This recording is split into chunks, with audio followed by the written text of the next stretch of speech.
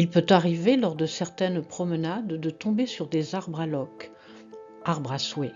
Certains sont célèbres et d'autres moins. C'est une étrange pratique qui a encore lieu de nos jours et plonge ses racines au plus loin de l'humanité.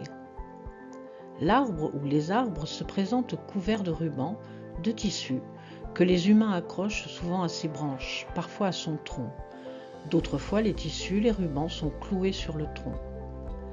Malheureusement, aujourd'hui, on peut y voir accrocher aussi des couches de bébés sales, des jouets en plastique et même des cacas de chiens dans un sac en plastique. Ces pratiques se retrouvent en Europe, mais elles sont nombreuses en Mongolie, en Sibérie, se retrouvent aussi en Afrique et en Asie. Il s'agit d'attacher un morceau de tissu ou de le clouer sur un arbre peu ordinaire par le lieu où il se trouve ou par sa forme. Cet arbre servira d'intercesseur entre les humains et les esprits guérisseurs, le divin. C'est l'arbre à souhait et à offrande, l'axe du monde. Nous sommes en présence d'archaïques pratiques animistes. Nous pouvons voir aussi les tissus ballottés par le vent qui se chargent de porter nos prières. C'est ainsi que nous les découvrons au Tibet, au Népal ou au Bhoutan, dont les origines sont clairement héritières des pratiques chamaniques. L'origine de cette croyance est assez simple à identifier si nous nous penchons un peu sur les pratiques de peuples qui le font encore, même de façon détournée, mais toujours dans un contexte religieux et spirituel. Généralement, si un arbre présente des particularités, il sera regardé comme un intercesseur entre les mondes, un chaman. Ainsi, un mélèze aux branches entremêlées peut recevoir un culte régulier d'une communauté locale qui fixera à ses branches de nombreux rubans colorés.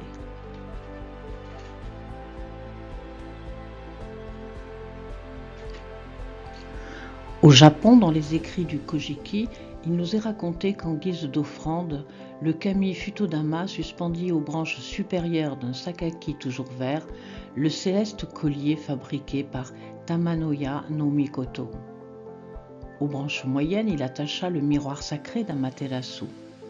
Et aux branches inférieures, de soyeuses étoffes blanches et de soyeuses étoffes bleues. Nous avons ici la trace de l'arbre du monde et de ses trois niveaux, du monde d'en haut, du monde du milieu et du monde d'en bas. Aujourd'hui, le Japon accroche des papiers blancs.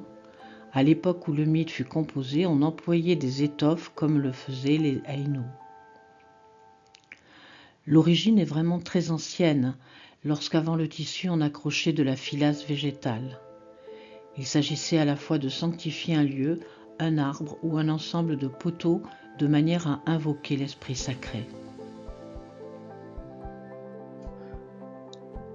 Il peut arriver que vous trouviez dans une forêt un vêtement isolé, posé là négligemment sur des bosquets, des branches.